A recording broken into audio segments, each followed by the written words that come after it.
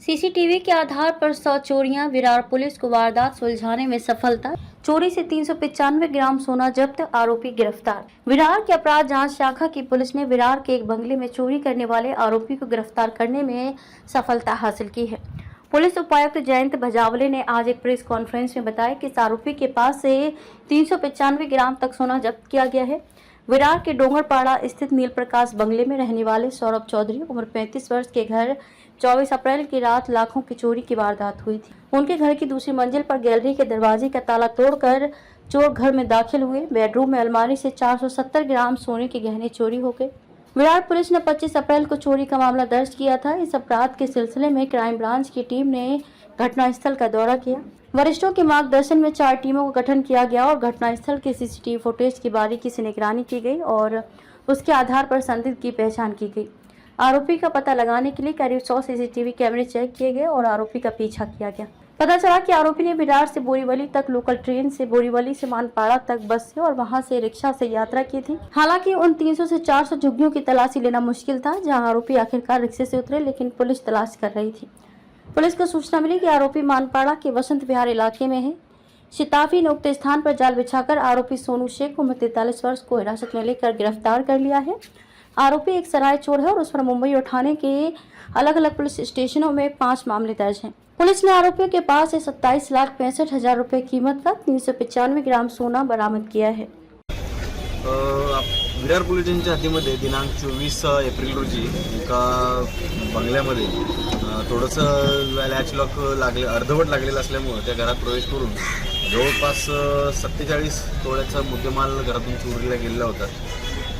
त्याच्यामध्ये इथं काय आपल्याला सीसीटीव्ही मिळाले नव्हते, पण रस्त्याचे सगळे सीसीटीव्ही चेक करून विरार पोलीस स्टेशनचे सिनियर PI विजय पवार, त्याचबरोबर क्राईम शिंदे आणि ॲडमिन PI मासाळ यांच्या देखरेखीखाली सगळ्यात मेहनत घेतलेली यामध्ये PSI आटळे आणि त्यांच्या टीम त्याचबरोबर भरतरे आणि त्यांच्या डिटेक्शन बँकच्या पूर्ण टीमने खूप मेहनत घेतलेली याच्यामध्ये जवळपास 100 ते 150 CCTV फुटेज चेक केलेले आहेत आणि अतिशय मेहनतीनं हा गुन्हा उघडकीस आणलेला आहे। त्याच्यातील जो आरोपी आहे सोनू शेख हा घरफोड्या करणारा सवयीचा गुन्हेगार आहे। त्याच्यावर आतापर्यंत 5 गुन्हे दाखल आहेत बोरिवली ठाणे परिसरामध्ये आणि अशा प्रकारे त्याला CCTVच्या आधारे ताब्यात घेतल्यानंतर चौकशी केल्यानंतर त्याच्याकडून जवळपास 80% मुद्देमाल आपण रिकव्हर केलेला आहे। जवळपास 39 ते 40 तोळे जो काही सोनं रिकव्हर करण्यामध्ये आमच्या या टीमला सक्सेस मिळालेला।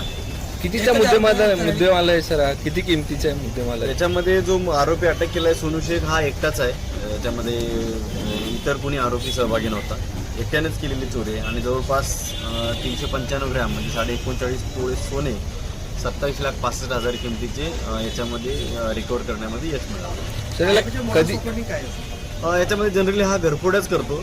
त्या दिवशी याचं काही टार्गेट असं फार मोठं नसतं, पण ज्या ठिकाणी घरफोडी केली त्याला त्याच्या सुदैवानं खूप चांगली संधी मिळाली आणि 47 तोळ्याचा माल त्याला मुद्देमाल मिळाला होता। बरंचसं जे काही इतर जे काही त्याला नेता आलेलं नाही, कॅरी करता आलेलं नाही, ते सोनं किंवा काही चांदीचा मुद्देमाल असतं त्या घरातच ठेवलेला आहे।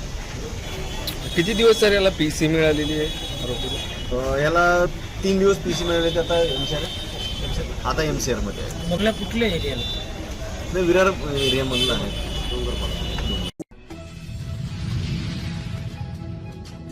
कांग्रेस विरोधी पक्ष नेता विजय वडेट्टीवार द्वारा दिए गए आपत्तिजनक बयान के खिलाफ शिवसेना आमदार प्रकाश सुबे के मार्गदर्शन में दहिसर में धरना प्रदर्शन किया गया।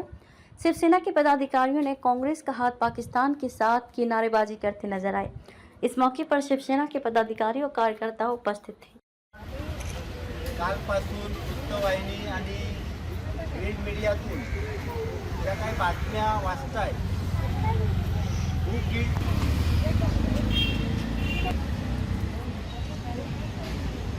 लेखक SM मुश्रीफ म्हणून त्यांनी एक पुस्तक काढलं होतं आणि त्या पुस्तकाचा दाखला घेऊन किंवा दाखला देऊन काँग्रेसचे विरोधी पक्षनेते विजय वडेट्टीवार आपल्या आपलेचे तारे तोडत आहेत आणि त्यासाठी आमदार विभाग प्रमुख प्रकाशदादा सुर्वे यांच्या आणि केलेला आहे की आपले 26 तारखेला करकरे साहेब होते, ही यांना लागलेली ही गोळी ही आतंकवाद्याची नव्हती तर पोलीस अधिकाऱ्याची होती असं वक्तव्य त्या ठिकाणी केलेलं आहे आणि ते अक्षम्य एक गुन्हा आपण त्या गोष्टीला मानू शकतो आणि याच्या बदल्यामध्ये आपण या ठिकाणी आधी निदर्शनं करतो आहोत कारण की त्यांचा न्यायनिवाडा करण्याचं काम हे उज्ज्वल निकम साहेब करत होते आणि तो कुठेतरी आरोप त्यांच्यावरती लावला गेलेला आहे. थोडक्यात सांगायचं जर झालं तर ही शहीदांची सुद्धा कुठेतरी केलेली ही चेष्टा आहे कारण त्यांना लागलेली गोळी ही आजपर्यंत कोणाची होती? आतंकवाद्यांची होती आणि आज ती गोळी अचानक झालेली आहे ती पोलीस अधिकाऱ्यांची झालेली आहे म्हणजे याच्यामध्ये अधिकाऱ्यांनाही तेवढंच बदनाम केलेलं आहे आणि शहीदांची सुद्धा त्या ठिकाणी कुचेष्टा केलेली आहे. त्या बदल्यात आपण संपूर्ण महाराष्ट्रभर सगळ्या प्रत्येक शाखांमध्ये विधानसभा वाईज आपण हे आंदोलन या ठिकाणी आपल्याला पक्षाच्या आदेशाप्रमाणे आपण करत आहोत. मला वाटतं आता सगळ्यांच्या लक्षात हा विषय आला असेल की नेमकं कोणी काय बोललंय आणि कसं काय झालंय तर आता ज्या ज्या आपल्याला घोषणा द्यायच्या आहेत त्या जोरात सगळ्यांनी घोषणा द्यायच्या आहेत. कारण ज्या ठिकाणी दादा उपस्थित नाही आहेत अचानक त्यांना बाहेर जावं लागले का और हेमंत करकरे जी की जो गोली लगी है उसको बताया जा रहा है पुलिस अधिकारी का है, उज्जवल निकम के ऊपर सवाल उठाए जा रहे हैं, इसको लेकर क्या कहेंगे कांग्रेस की मंशा को? देखिए सारी दुनिया जानती है जब 26/11 अजमल कसाब और उनके साथियों ने जो हल्ला किया था तभी सरकार कांग्रेस की थी। कांग्रेस देश की और मुंबई की सुरक्षा कर नहीं पाई। इस लांछन को हटाने के लिए इसका ध्यान बटाने के लिए आज ये आरोप जो है वो कर रहे हैं। आज सम्माननीय पंतप्रधान मोदी जी ने घर में घुसकर पाकिस्तान को मारा और हमारा देश मजबूत है ये बताया। हिंदू हृदय सम्राट माननीय बाळासाहेब ठाकरे यांचा हिंदू हृदय सम्राट माननीय बाळासाहेब ठाकरे यांचा आवाज कुणाचा? जिंदाबाद जिंदाबाद नरेंद्र मोदी साहब आगे बढ़ो हम तुम्हारे साथ हैं नरेंद्र मोदी साहब आगे बढ़ो हम तुम्हारे साथ हैं एकनाथ शिंदे साहब आगे बढ़ो हम तुम्हारे साथ हैं एकनाथ शिंदे साहब आगे बढ़ो हम तुम्हारे साथ हैं। पुलिस का मनोबल टूट रहा है, इस बारे में क्या कहना है आपका? टूटेगा ही। जैसे मैंने कहा कि 2011 में कांग्रेस की सरकार थी, कांग्रेस राष्ट्रवादी की सरकार देश और मुंबई की सुरक्षा नहीं कर पाई। जिन पुलिसों ने जान की बाजी लगाकर अजमल कसाब के इन साथियों को मुकाबला किया, उनको परास्त किया, तुकाराम ओणिम्बे जैसे एक पुलिस सिपाही ने उसको जिंदा पकड़ने का साहस किया, ऐसे पुलिसों का मनोबल तोड़ने का काम आज कांग्रेस कर रही है। मतलब मुंबई की, महाराष्ट्र की, देश की सुरक्षा तो नहीं कर पाई, जो पुलिस लड़ रहे हैं, रक्षा के लिए बलिदान कर रहे हैं, उनका मनोबल नहीं बढ़ा पाई। उस वक्त हमारी उनके सरकार का जो अपयश मिटाने के लिए, छुपाने के लिए ये आरोप कर रही है। एक सादी बात है, अगर एक गाड़ी में समझो 2-4 ऑफिसर बैठे हैं तो आतंकवादियों को मारने के बजाय ये ऑफिसर क्या खुद पे गोली चला रहे थे? ऐसा कहना है उनको? अच्छा, एक अधिकारी दूसरे अधिकारी को मारकर खुद को मार लेगा क्या? कुछ भी अनाप शनाप बकने का काम, ये सिर्फ कांग्रेस अपनी असफलता छुपा रहा है। कांग्रेस मुंबई की रक्षा 2011 में नहीं कर पाई, इसको छुपाने के लिए, इस बात को दबाने के लिए आज ये उल्टा लगाया। दूसरी बात, अहम बात, अगर हाईकोर्ट में उज्जवल निकम साहब ने कसाब और उनके साथियों को दोषी करार देते हुए कसाब को फांसी का निर्णय हाईकोर्ट को लेने पे मजबूर किया, इस तरह से अच्छा आर्गुमेंट किया। अगर कुछ चीजें रह गई होती तो कांग्रेस ने विशेष एसआईटी गठन कर फिर से जांच क्यों नहीं की? सरकार तो कांग्रेस की थी ना। दूसरी बात, सुप्रीम कोर्ट में इस बात को कांग्रेस ने क्यों नहीं रखा? सीबीआई को यह मुद्दा देकर इस बात को कांग्रेस ने आगे क्यों नहीं लाया? इसका मतलब साफ है, उनकी सरकार थी तो उनके पास मौका था कि अगर ये कुछ बात अगर समझो नहीं बताई गई या छुपाई गई है तो उनकी सरकार थी, उनको सुप्रीम कोर्ट में इसके बारे में याचिका दाखिल करनी चाहिए थी, उनको विशेष समिति इसके बारे में बताकर जांच करनी चाहिए थी, सीबीआई की जांच करवानी चाहिए थी। लेकिन कांग्रेस ने उनकी सरकार के दौरान ऐसा कुछ किया नहीं। आज 11 के बाद 24-13 साल बाद उनको याद आ रहा है कि गोली आपस में अधिकारियों ने मार ली। अच्छा, ये किताब भी किसने लिखी है? कि साहब मुशर्रफ ने लिखी किताब लिखने वाला भी कौन है? देखो, हम धर्म जाति के नाम पर कोई तेड़ नहीं करते, ना करना है, लेकिन किताब लिखने वाला, उसको जनता के सामने लाने वाला ये कौन है, ये जानिए। इसीलिए हम नारा दे रहे हैं, कांग्रेस का हाथ पाकिस्तान के साथ, कांग्रेस का हाथ पाकिस्तान के साथ, कांग्रेस का हाथ पाकिस्तान के साथ।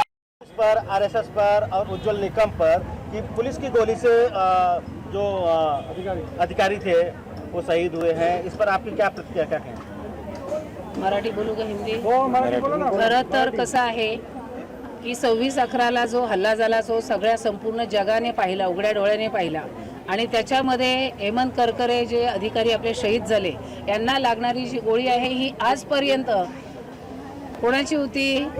आतंकवाद्यांची होती. परंतु आज या निवडणुकीमध्ये डोळ्यासमोर ठेवून हा जो पराभव आहे हा त्यांच्या जिव्हारी लागत आहे आणि हे सगळं डोळ्यासमोर ठेवून त्यांनी असं स्टेटमेंट दिलेलं आहे. खरं तर ते महाराष्ट्र राज्याचे विरोधी पक्षनेते आहे. हे पद जे आहे हे खरोखर चांगलं पद आहे, याची त्यांना खरोखर आहे का नाही गिनती मला माहिती नाही. परंतु आज हे त्यांनी जे वाक्य बोललेलं आहे की ही पोलीस अधिकाऱ्याची गोळी होती, हे खरोखर निंदनीय आहे आणि हे असं वक्तव्य त्यांच्यासारख्या लोकांना शोभत नाही. कारण या मुंबईवरती 26/11ला जेव्हा हल्ला झाला त्यावेळेस काँग्रेसचं सरकार होतं आणि केंद्रात सुद्धा काँग्रेसचं सरकार होतं. तर त्यावेळेस खरोखर ह्या महाराष्ट्रातल्या जनतेला नव्हे तर देशातल्या जनतेला कुठेतरी अपेक्षा होती की ह्या हल्ल्याच्या विरोधात या ठिकाणी काहीतरी न्याय या ठिकाणी मिळेल. परंतु त्या सरकारने कुठचंही पाऊल त्या ठिकाणी उचललं नाही आणि ज्या वेळेस पंतप्रधान नरेंद्र मोदी साहेब हे पंतप्रधान झाले त्यावेळेस त्यांनी पुलवामामध्ये जाऊन घुसून जो सर्जिकल स्ट्राईक केला त्यावेळेस भारत हा मजबूर नाही तर मजबूत देश आहे हा संपूर्ण जगाला दाखवून दिला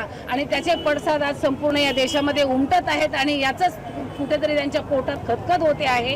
आणि त्याच्यानुसार या आता 400 पार हे जे मोदी साहेबांचं जे वक्तव्य आम्ही जे नारा देतो आहोत हे खरोखर सत्यात उतरत आहे, हे पाहत आहेत ती परिस्थिती आणि त्यामुळे कुठेतरी अशी बेताल वक्तव्य हे लोक करत आहेत. खरोखर याचा आम्ही एक हिंदूवादी आणि एक शिवसैनिक म्हणून आम्ही खऱ्या अर्थाने त्यांचा निषेध या ठिकाणी करतो. शहीदों के अपमान को लेकर विजय वडेट्टीवार जो कांग्रेस के नेता हैं उनकी टिप्पणी का आप लोग विरोध कर रहे हैं, नारेबाजी कर रहे हैं, क्या संदेश देना चाहेंगे? आप 2 दिन से देख रहे जो चैनल पे न्यूज़ आ रही है, वकील करकरे एक किताब का दाखला देकर जो कांग्रेस के विरोधी पक्ष नेता विजय वडेट्टीवार है वो कह रहे क्या जो शहीद हेमंत करकरे की जो हत्या हुई है वो वहाँ के जो आतंकवादी है उनके बंदूक से नहीं हुई है, जो पुलिस अधिकारी है उन्होंने की है. तो इतना साल क्या कर रहे थे? आज लोकसभा का चुनाव है और इस चुनाव में कांग्रेस हार रही है और उसका गठबंधन इसके लोगों को गुमराह करने के लिए ये कांग्रेस का चाल है.